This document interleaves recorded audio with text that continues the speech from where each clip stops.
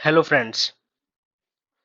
आज हम अपना टॉपिक कंप्लीट करेंगे। कौन सा? Staffing. We will complete staffing topic in this class.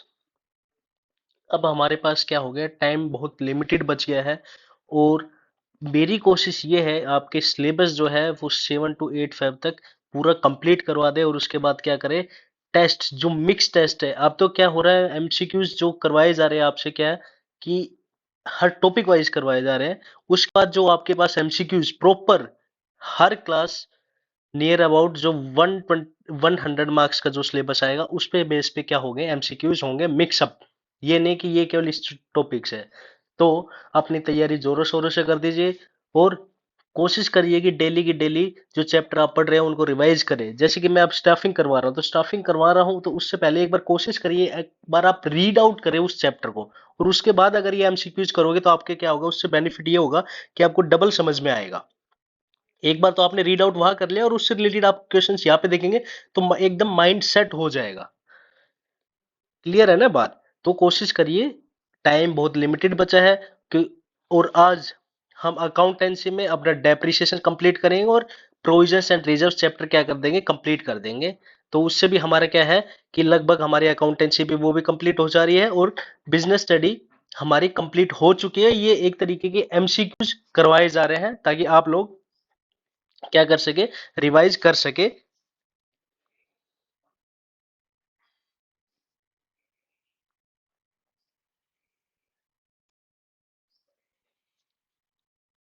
Let us start with first question. ज्यादा देर ना करते हुए जल्दी से हम क्या करेंगे, इस टॉपिक को रिवाइज करेंगे। नियर अबाउट 40+ क्वेश्चन इस चैप्टर से बनते हैं तो वो हम देखेंगे कि क्या है क्या नहीं है। और सबसे पहली बात, सबसे इंपॉर्टेंट बात, पहली बात तो क्या है, सबसे इंपॉर्टेंट बात ये है कि आप लोगों के लिए कुछ ऐसे स्पेशल नोट लेकर के मैं आ रहा हूं जिसमें आपको ये लगेगा कि ये हमने पढ़ा है लेकिन हमारे दिमाग में नहीं है। तो वो नोट्स आपको बार बार रिवाइज करने हैं और उसकी एक आपको क्लास दे दी जाएगी प्रॉपर। जैसे कि हमारा बिजनेस स्टडी है, बिजनेस स्टडी में आपने चैप्टर पूरा पढ़ा है लेकिन कुछ चीजें ऐसे हैं जो आप पढ़ने के बाद भी आपके माइंड में नहीं आती है।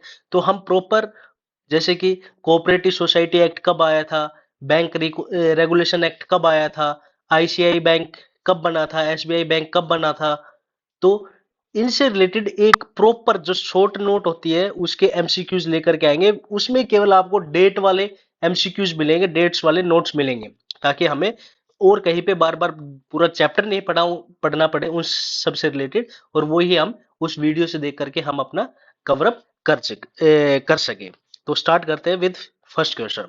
Which of the following is not external source of recruitment? इसमें से कौन सा एक्सटर्नल सोर्स ऑफ रिक्रूटमेंट नहीं है? तो देखो, campus recruitment, promotion, casual callers, direct recruitment. तो देखो भाई, इसमें क्या है, डायरेक्ट रिक्रूटमेंट बाहर से लेंगे, कैजुअल कॉलर्स में बाहर से बुलाएंगे, कैंपस रिक्रूटमेंट करेंगे तो बाहर से लोग आएंगे। तो प्रमोशन, अगर एक आदमी पहले से ही काम कर रहा है उसको प्रमोशन दे देंगे तो वो क्या है, एक इंटरनल सोर्स ऑफ रिक्रूटमेंट है। नेक्स्ट है, it is a good source of filling the vacancies with employees from over staff department.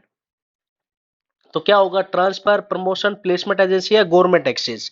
तब क्या करेंगे, हम ट्रांसफर करेंगे। अगर एक डिपार्टमेंट में ज्यादा ओवरफिल हो गई है वैकेंसीज तो उनको हम क्या करेंगे, दूसरे डिपार्टमेंट में क्या करेंगे, ट्रांसफर करेंगे। तो employees may be transferred from over staff department to the under staff department. जिसमें कम है उसमें हम क्या कर देंगे, ट्रांसफर कर देंगे, जिसमें ज्यादा है वहां से।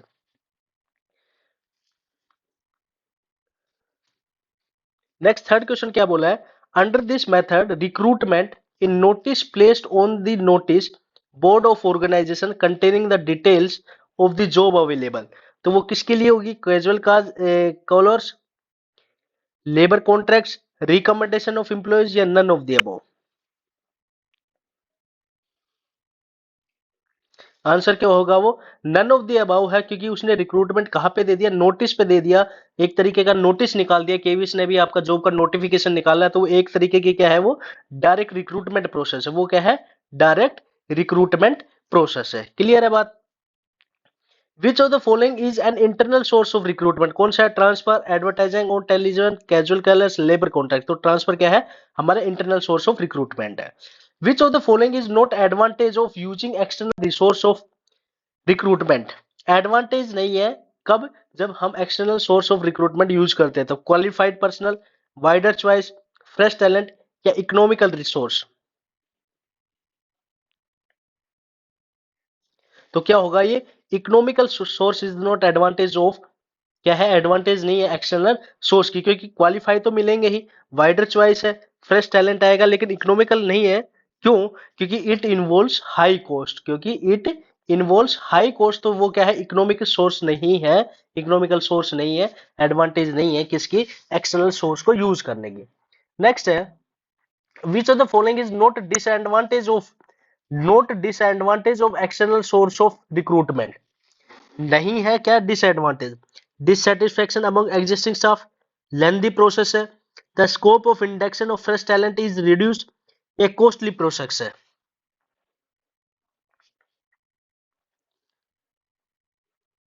तो आंसर क्या होगा? The scope for induction of fresh talent is reduce. ये क्या नहीं है? डिसएडवांटेज नहीं है, इससे तो क्या होगा? बढ़ेगी, कम थोड़ी होगा, रिड्यूस थोड़ी होगा, इंक्रीज ही होगा। तो डिससेटिस्फेक्ट भाई होता है कि बाहर से इंप्लॉयज बुलाए जा रहे हैं, लेंदी प्रोसेस है, वो भी है, कॉस्टली प्रोसेस है। नेक्स्ट है, it is a career oriented process, तो क्या है? ट्रेनिंग, डेवलपमेंट, सिलेक्शन या रिक्रूटमेंट? कैरियर ओरिएंटेड प्रोसेस क्या है हमारा? सिलेक्शन। सिलेक्शन क्या है? एक तरीके का कैरियर ओरिएंटेड प्रोसेस है, किसके लिए? हर आदमी के लिए, मतलब कि इंडिविजुअल के लिए। It is a process of management which is concern with obtaining, utilizing, maintaining satisfactory and satisfy work force. तो प्लानिंग, ऑर्गेनाइजिंग, स्टाफिंग, डायरेक्टिंग। तो आंसर क्या होगा? इस पे स्टाफिंग में क्या किया जाता है? ऑब्टेनिंग किया जाता है, यूटिलाइजेशन और मेंटेनिंग किसका? सेटिस्फैक्टरी एंड सेटिस्फाई वर्कफोर्स, जो भी काम करने वाले हैं उनको। This analysis would enable as assessment of numbers and types of human resources necessary for performance of various jobs and accomplishment of organizational objective। तो उसको हम क्या बोलते हैं? Break even analysis, workload analysis, work force analysis या all of the above. तो हम क्या बोलते हैं?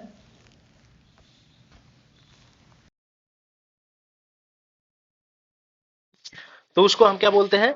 Work force analysis. क्या बोलते हैं हम? Work force analysis. कब? जब एनालिसिस करते हैं हम किसका? असेसमेंट का, of number and types of human resources necessary for performing, क्या परफॉर्मेंस कर रहा है? वेरियस जॉब्स का, और अकम्प्लिश्ड ऑर्गेनाइजेशनल ऑब्जेक्टिव। तो हम क्या कर रहे हैं? Work force analysis. This analysis would reveal the number and types of human resources available within the organization। तो कौन सा बताता है हमारा? Workload analysis, break even analysis, workforce analysis या ऑल ऑफ द अबव।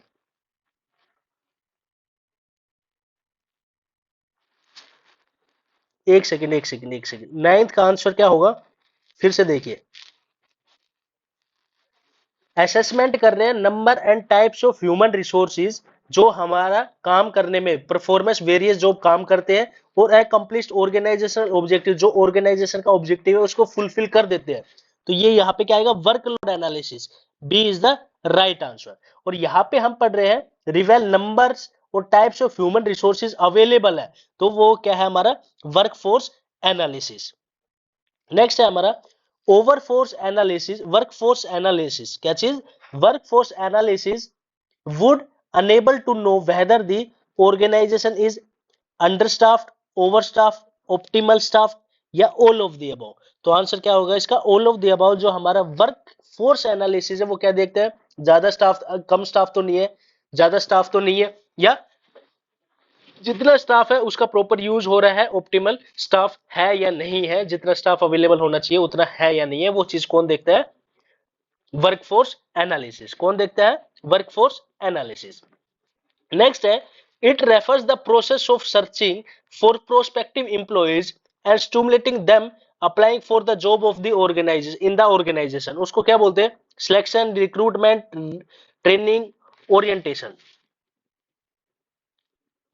तो उसको हम क्या बोलते हैं? Recruitment. It is a process of choosing from the pool of prospective jobs candidate develop at the stage of recruitment. तो क्या बोलते हैं उसको? Selection, training, recruitment, orientation. तो उसको हम क्या बोलते हैं? सेलेक्ट करना, selection. It is a process of introducing the select employees to other department and familiarizing him with the rules, policies of the organization. उसको क्या बोलेंगे? ओरिएंटेशन, सिलेक्शन, ट्रेनिंग या रिक्रूटमेंट. उसको हम क्या बोलेंगे? ओरिएंटेशन. क्या बोलेंगे? ओरिएंटेशन. जब भी कोई नया आदमी, जब भी आप केवीएस में एम्प्लॉय बन करके जाओगे, तब आपको क्या किया जाएगा? उसके रूल्स, पॉलिसी लोगों से मिलवाया जाएगा. जब आप भी आप स्कूल्स में जाओगे, फर्स्ट स्कूल में अपॉइंटमेंट मिलेगी, तो वहां जाकर के आप स्टाफ से मिलोगे. आपको टाइम टेबल दिया जाएगा, रूल्स बताए जाएंगे, पॉलिसीज बताई जाएगी. भाई आपको इतने बजे आना है, इतने बजे यहाँ, इतने बजे तक काम करना है, आपका ये पीरियड है. तो वो एक तरीके के क्या है? Orientation of program. नेक्स्ट है, it refers to employ occupying the position or the post for which the person has been selected. तो उसको क्या बोलेंगे? ओरिएंटेशन, सिलेक्शन, प्लेसमेंट या रिक्रूटमेंट. तो उसको क्या बोलेंगे?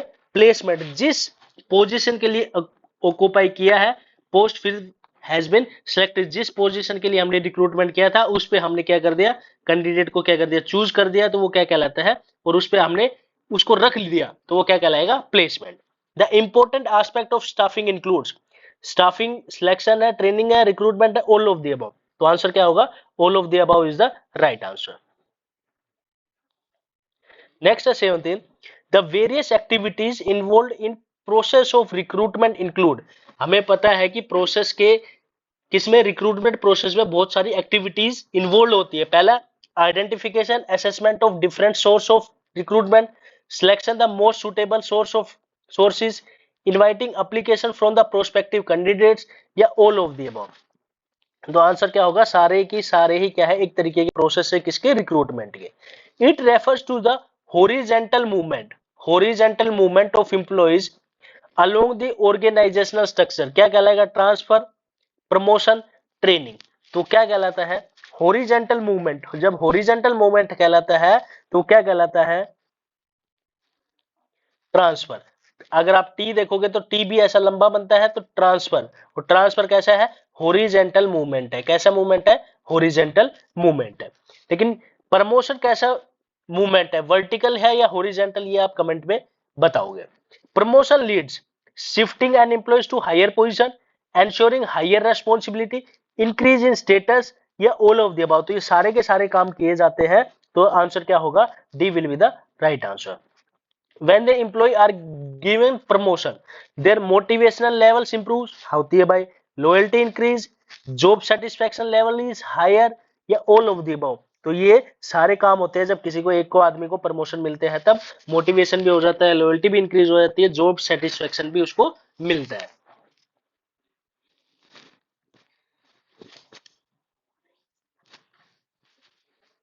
नेक्स्ट है 21st क्वेश्चन. क्या बोला है? It is suitable for filling casual vacancies when workload is high or when certain numbers of permanent workers are absent. तो उसको क्या बोलते हैं हम? Direct recruitment, labour contracts, advertisement on television, placement agency and management consultants. तो तब हम क्या करते हैं? डायरेक्ट रिक्रूटमेंट करते हैं. जब हम ज्यादा कैजुअल्स वैकेंसीज हमारे पास है और वर्कलोड हमारे पास ज्यादा होते हैं, नंबर ऑफ वर्कर्स परमानेंट क्या है? कम है या एब्सेंट है या रिटायर हो चुके हैं, तब हम क्या करते हैं? Direct recruitment. नेक्स्ट हमारा 22. Under the method of recruitment. ठीक है भाई बात. An organisation maintain database unsolicited applicants in their office. तो उसको क्या बोलते हैं? Direct recruitment, casual callers, labour contract, advertisement on television. तो उसको हम क्या बोलते हैं? Casual callers. तो मतलब क्या हुआ कि पहले उन लोगों के डॉक्यूमेंट्स मंगा करके रख लिए, उनका सब चीज प्रोसेस कर दिया, लेकिन उनको प्लेसमेंट नहीं दिया, उनका सिलेक्शन नहीं किया. जब भी ऑर्गेनाइजेशन को नीड होगी, तब वो एप्लीकेंट्स आए हैं, तो उनके पास फोन करके उनको बोल दिया जाएगा कि आप जॉब पे काम करने के लिए आ जाओ. तो उस मेथड को हम क्या बोलते हैं? Casual callers. उस टाइम रिक्रूटमेंट नहीं किया, उसका बाद में फोन करके जब उनके पास वैकेंसी होगी, तब वह जो एप्लीकेशंस है उनमें से फोन करके उनको बुलाया जाएगा. नेक्स्ट है, this source of recruitment basically specialises in filling up the vacancy at the middle level and top level management. तो direct recruitment, labour contracts, advertisement और television, placement agency and management consultants. तो कहां से किया जाता है? Generally this source recruitment basically specialize in filling up the vacancy at middle level और top level। तो आंसर क्या होगा इसका, आप बताओगे। 23 will be given by you in comment। Next 24th question क्या बोल रहा है, देखो। It is very useful source of recruitment for hiring casual और badly workers to home compensation is provided on daily wages basis. ठीक है बात भाई। तो placement agency, management consultant, direct recruitment, labour contract, advertisement और टेलीविजन।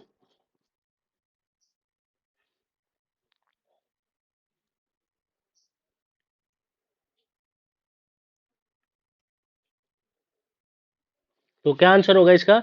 Direct recruitment. नेक्स्ट है हमारा, many big organisation maintain close liaison with the university, vocational schools, management in institution to recruit qualified personal for various job. This is known as placement agency और management consult, direct recruitment, labour contract, campus recruitment. तो उसको क्या बोला जाता है? Campus recruitment. क्या बोला जाता है? Campus recruitment. नेक्स्ट देखो, the test is indicator of person learning ability. एक टेस्ट होता है जिसको बोलते हैं पर्सनल लर्निंग एबिलिटी और एबिलिटी टू मेक डिसीजन और जजमेंट। तो उसको क्या बोला जाता है? Trade test, personality test, intelligence test या एप्टीट्यूड टेस्ट। तो उसको क्या बोला जाता है? Intelligence test. Person learning with ability, कितने उसके पास नॉलेज है, एबिलिटी टू मेक डिसीजन, उसके पास जो नॉलेज है तो उससे वो डिसीजन बना सकता है, ले सकता है, नहीं ले सकता, उस टेस्ट को हम क्या बोलते हैं? Intelligence test. नेक्स्ट है हमारा, देखो, it is measure of an individual potential for learning new skill. उसमें क्षमता है या नहीं नई स्किल सीखने की, तो वो किससे पता चलता है? ट्रेड टेस्ट से, पर्सनालिटी टेस्ट से, एप्टीट्यूड इंटेलिजेंस से या एप्टीट्यूड टेस्ट से। तो किससे पता चलता है? एप्टीट्यूड टेस्ट से, मतलब कि उसके पास पोटेंशियल है या नहीं है कि नया काम वो सीख पाएगा या नहीं सीख पाएगा। The test measures the existing skills of individual in term of level of knowledge, proficiency in area of professions और टेक्निकल ट्रेनिंग। उसके पास जो पहले से ही एग्जिस्टिंग स्किल्स है उसके बारे में जांच पड़ताल करना, लेवल ऑफ नॉलेज, कितनी नॉलेज है उसके पास, उसके एरिया जो स्पेशलाइजेशन है उस काम में उसके पास कितना प्रोफेंसी है उस एरिया में, टेक्निकल ट्रेनिंग है या नहीं। तो वो किससे पता चलता है? ट्रेड टेस्ट से, पर्सनालिटी टेस्ट से, इंटेलिजेंस टेस्ट से या एप्टीट्यूड टेस्ट से। तो किससे पता चलता है? ट्रेड टेस्ट से। किससे? ट्रेड टेस्ट से। भाई जिस एरिया के लिए वो रखा गया है उसके पास उसकी नॉलेज है या नहीं, टेक्निकल ट्रेनिंग उसके पास है या नहीं, तो किससे पता चलता है? ट्रेड टेस्ट से। जैसे कि आप केवीएस इसकी रेलवे की नौकरी निकलती है जिसमें ग्रुप सी या ग्रुप डी है, जिसमें ट्रेड टेस्ट मांगते हैं, भाई कारपेंटर की है, वेल्डिंग की है, तो उनके पास क्या चीज देखा जाता है? Trade test. मतलब उनके पास टेक्निकल ट्रेनिंग की सर्टिफिकेट है या नहीं है, वो चीज देखी जाती है, तभी उनका क्या लिया जाता है? Trade test. The test are use to know the pattern of interest और involvement of person.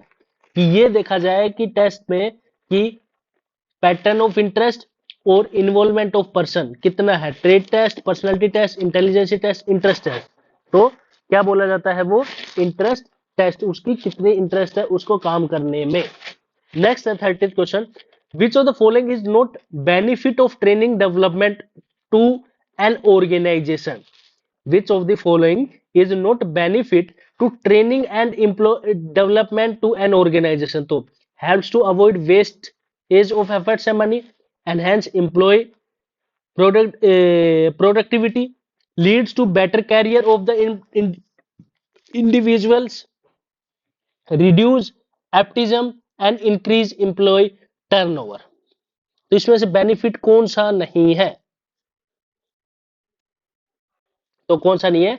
Enhance employ productivity, ये बेनिफिट नहीं है किसका? Training and development to an organisation. भाई वेस्टेज और एफर्ट्स का रिमूव करता है, कम करता है, बेटर कैरियर मिलता है, absenteeism and increase career turnover होता है भाई।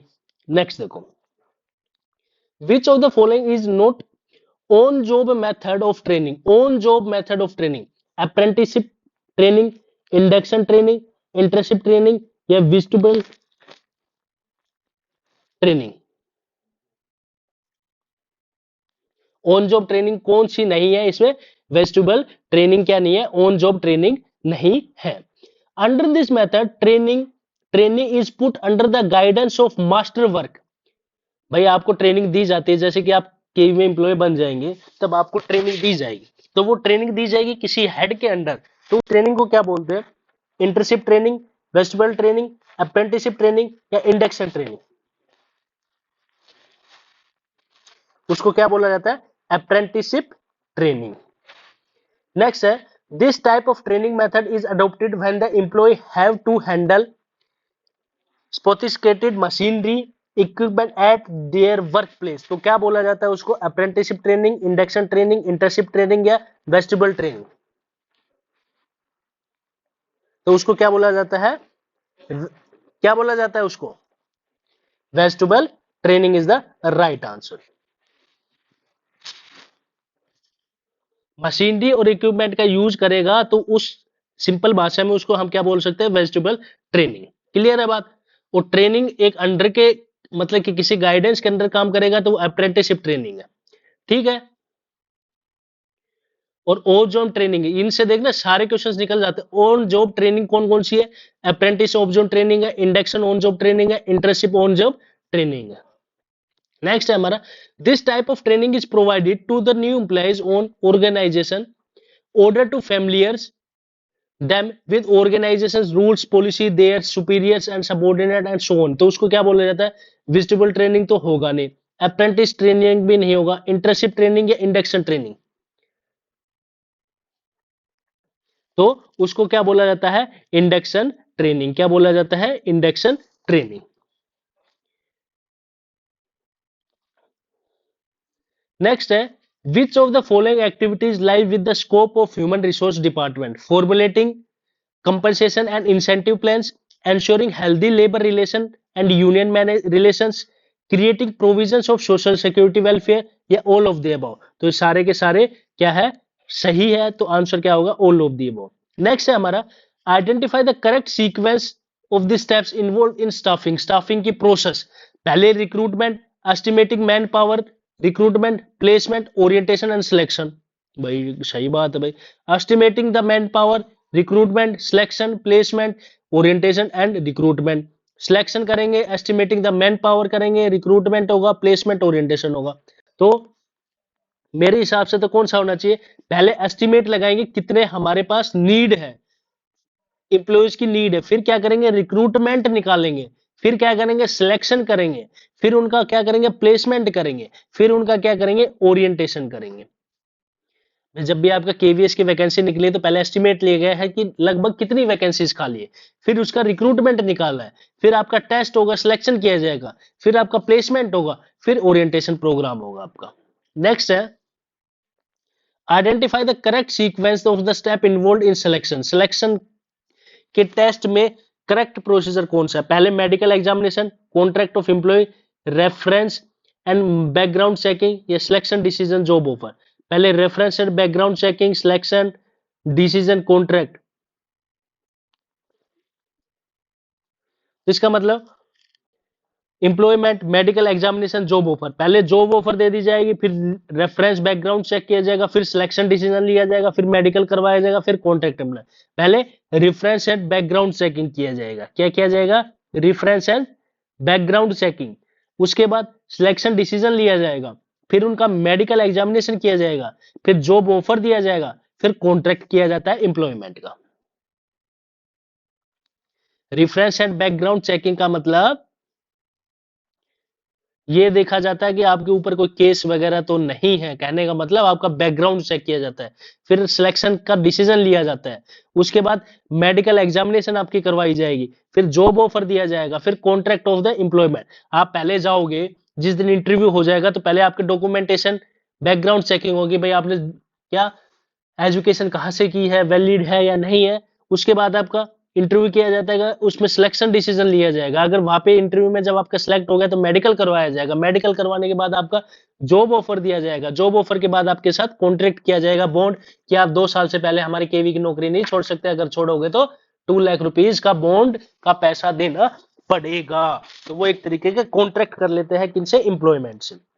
नेक्स्ट हमारा 38 का क्या आंसर है, Vani has always been fascinated by the hand woven textile designs, therefore they decide to become weaver।